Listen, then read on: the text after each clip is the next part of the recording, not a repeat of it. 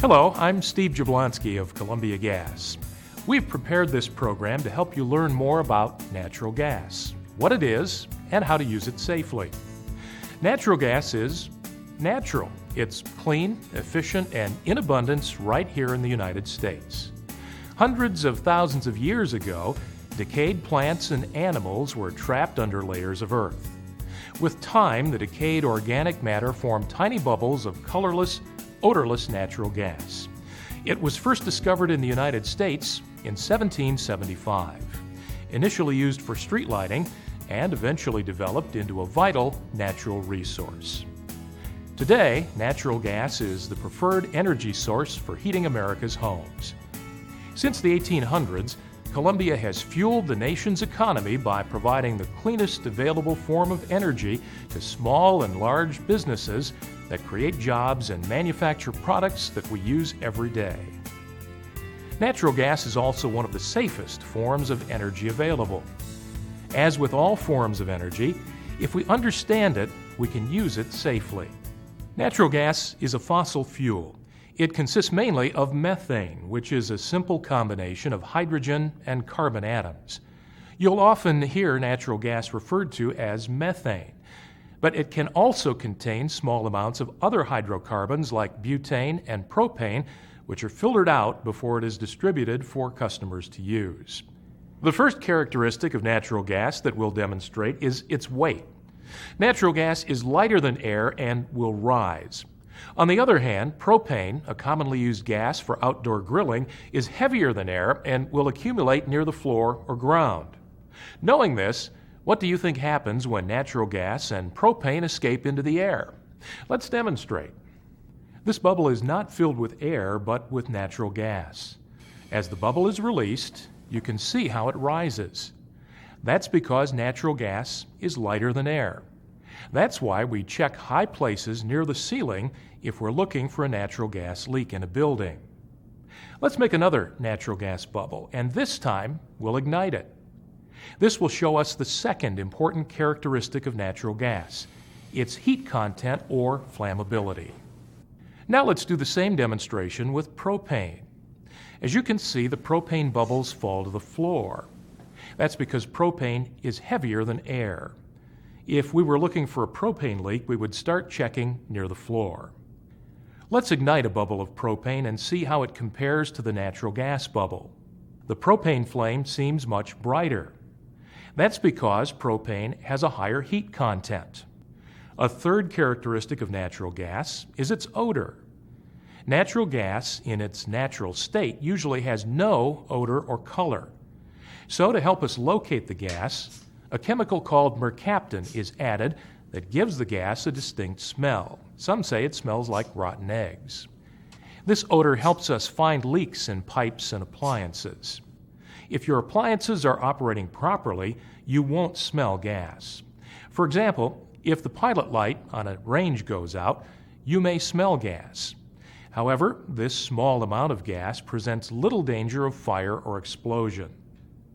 Natural gas is safe, non-toxic, and non-poisonous. You should not smell gas around appliances or gas piping.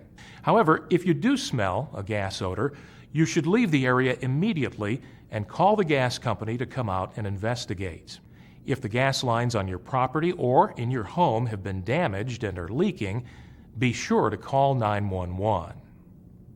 So far, we've learned about some of the basic chemical and physical properties of natural gas. Now that we have a better understanding, let's talk about how to use this fuel. We get energy from these gases from a process called combustion. Three things are necessary for combustion to take place. The combustion triangle has three sides. 1, a fuel such as natural gas. 2, air or oxygen. And 3, an ignition source such as a match. If any of these three are absent, combustion won't occur. With proper combustion, natural gas produces a harmless mixture of carbon dioxide and water vapor. Two sides of the triangle, fuel and air, must be in certain proportions for combustion to take place. In other words, for gas to burn and release energy, it must be mixed with a certain amount of air. Natural gas will burn only if the mixture of gas and air is between 5% and 15%. So, if we create a mixture of 5% natural gas and 95% air and ignite it with something hotter than 1200 degrees, combustion will take place. But if the mixture of gas to air is less than 5% or more than 15%, the gas will not burn. This 5 to 15% range is called the range of combustion. This burner is using natural gas. The blue flame means that the burner is properly adjusted so that the primary air that is premixed with the gas provides complete combustion. We can control the amount of primary air by adjusting the air shutter. The air in the room is also used for combustion. It is called secondary air. Watch what happens when we shut off the primary air by closing the shutter. This cuts off a portion of the air we need for proper combustion. This results in a lazy yellow flame rather than a clean blue flame. With insufficient oxygen, the carbon dioxide changes to carbon monoxide, which is a poisonous gas. As long as your appliances are working properly, carbon monoxide isn't a concern. Carbon monoxide is a byproduct of improper or incomplete combustion of many different fuels, including oil, kerosene, propane, natural gas, wood, or gasoline. A common source of carbon monoxide is your car. Running a car inside a garage is very dangerous. Carbon monoxide from the car's exhaust may leak into your car and into your house. Always warm up your car outside of the garage. Most gas appliances are equipped with vents or connected to a chimney to remove the byproducts of combustion. This eliminates the buildup of moisture and carbon dioxide in the home. Any carbon monoxide that might be created through improper combustion would also be removed with a properly functioning vent. So it's very important that vents are correctly sized and in good working condition.